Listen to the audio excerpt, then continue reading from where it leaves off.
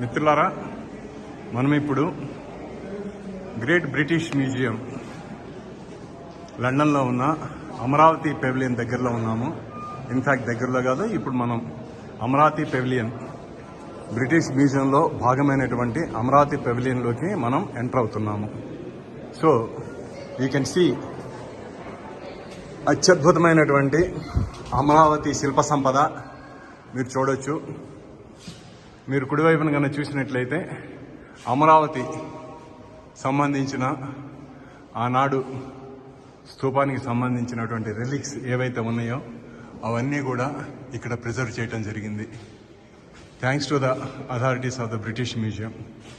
మనం సంరక్షించుకోలేని సంరక్షించబడినవి ఇక్కడ బ్రిటిష్ మ్యూజియంలో సంరక్షించారు. అదృష్టవశాత్తు ఎంతో చరిత్ర కలిగినటువంటి ఈ అమరావతి శాతవాహనుల రాజధానిని తిరిగి మన రాజధానిగా నిర్ణయించడం అన్నది చాలా ముదావహం. ఎందుకంటే అమరావతి అన్నది కేవలం భారతదేశంలోనే కాదు, ప్రపంచ ప్రఖ్యాతి చెందినటువంటి నగరం. ఎంతోమంది చరిత్రకారులకి, ఆర్కియాలజిస్టులకి కూడా అమరావతి అన్నటువంటిది చాలా ఇంపార్టెంట్. చాలా వాళ్ళు ఇంట్రెస్ట్ కూడా చూపిస్తున్నారు.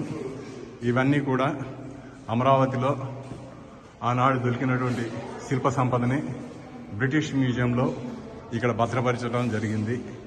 మీరు చూడొచ్చు, అమరావతి స్తూపానికి సంబంధించి 4 వైపులా ఉన్నటువంటి ఈ శిల్ప సంపద ఇక్కడ మీరు జాగ్రత్తగా చూడొచ్చు. ఇది అంతా కూడా మీరు ఎంత చక్కగా భద్రపరిచారు. అంటే ఇక్కడి నుంచి తీసుకెళ్లారు, లేదంటే ఇక్కడి నుంచి దొంగతనం చేశారా అన్నది పక్కనగానే పెట్టినట్లయితే కనీసం ఇది మన చరిత్ర అని తిరిగి మనకు అందజేశారు. అందుకోసం మనం బ్రిటిష్ వారికి ధన్యవాదాలు చెప్పాలి. ఎందుకంటే చాలా జాగ్రత్తగా ఇవన్నీ కూడా ప్రిజర్వ్ చేయడం జరిగింది.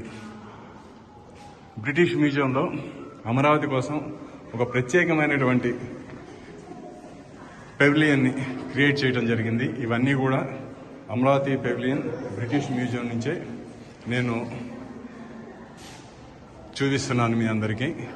మన చరిత్ర గురించి, అద్భుతమైన చరిత్ర, శాతవాహనుల రాజధాని, ఇటువంటి చరిత్ర కలిగినటువంటి అమరావతిని తిరిగి మన రాజధానిగా చేసుకోవడం అన్నది మన అదృష్టం.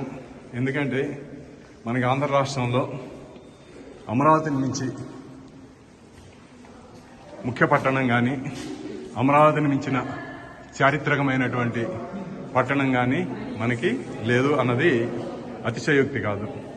కనుక ఎంత చూసినా కానీ తనివి తీరినటువంటి శిల్ప సంపద, ఎంతో